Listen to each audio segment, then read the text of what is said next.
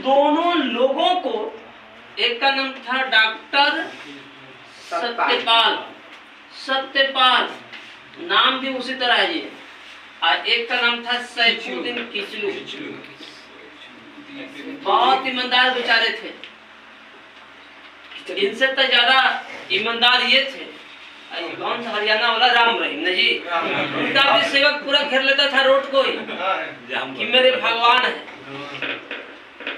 बहुत सरकार को दिक्कत हुआ, वो कोर्ट में ले जाने के लिए हवाई मार्ग ले जाना पड़ा, रोडे पर एकदम लेट जाता था कि मेरे भगवान को कहाँ ले जा रहे हैं। बाद में चला कि तो फिर अच्छा लेते हैं, ठीक है, लेकिन ये नहीं बनाते थे। राम रहीम का नाम सुना है, मुस्कुरा रहा है, लगता है टीवी देखता है, उनका सीरियल देखते थे तू।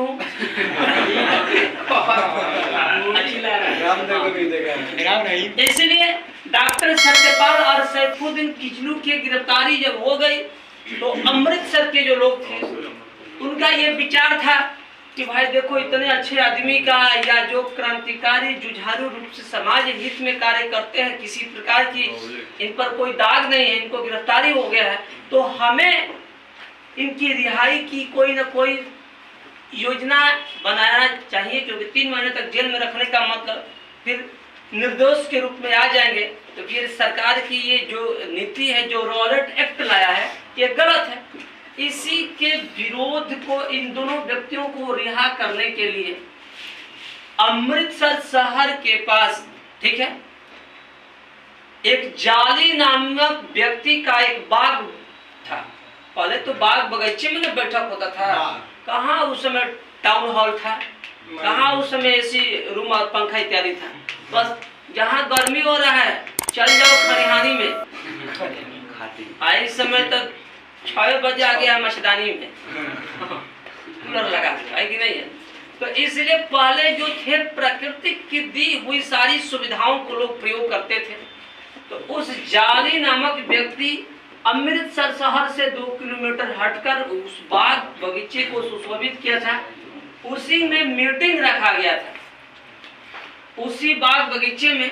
और पहले आपको बाग बगीचे को पटवन के लिए कुआं, पंपी सेट इत्यादि हुआ करता था, आज भी होता है, हालांकि कुआं कम हो गया है, आधुनिक युग में आ गया है। तो वे सारे कुआं इत्यादि बस सुशोभित तरीके से वहां था। और उस बाग में जो बैठक हो रहा था, ये बैठक की सूचना एक भारतीय क्रांतिकारी लोग कर रहे थे। तो एक भारतीय व्यक्ति, जिसको हम गद्दार कह सकते हैं, ने दे दिया, क्योंकि पैसे पर वह बिक चुका था। आज समझ जाइए कि अब वह इंसान नहीं, वह हैवान में आ जाता है। जो भी व्यक्ति बिक जाते हैं, चाहे वोट के माध्यम से बिक जाओ, हाँ आप किसी को भी दीजिए वोट, लेकिन पैसा पर आप बिक जाओ तो आप इंसान नहीं।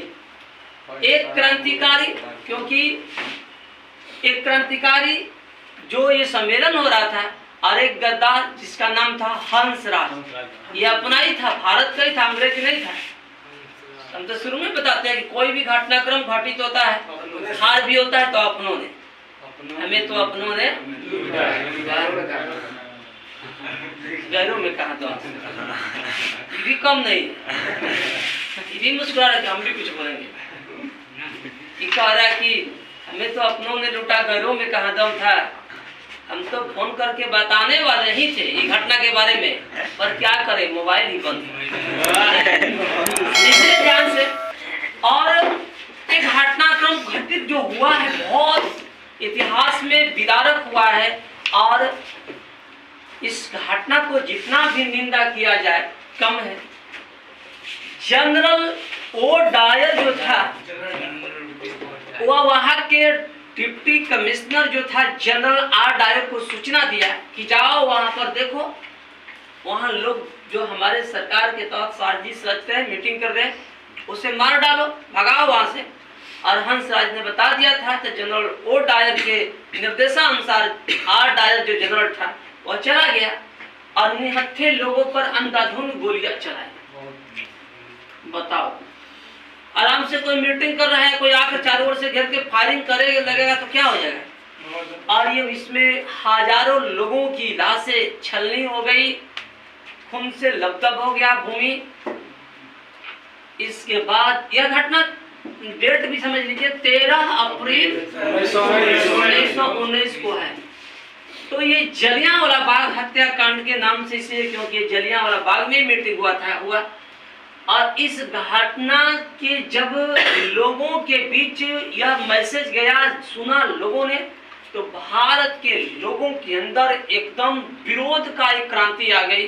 सब लोग इसका निंदा करने लगे और सरकार भी देखा अंग्रेजी सरकार की स्थिति डगमगा सकता है, तो उसे यहाँ से जो जनरल आर डायर था उसको दोषी मानते हुए उस पर कार्रवाई करने की बात की, ये गलत किया है, कार्रवाई करेंगे, और उसे तत्काल उसको हटाया ही नहीं बल्कि यहाँ से भगा दिया। भाग दो ना, तब लोहा गरम है ना जी, भगा दिया यहाँ से। और भगा दिया मतलब इंग्लैंड चला गया। लेकिन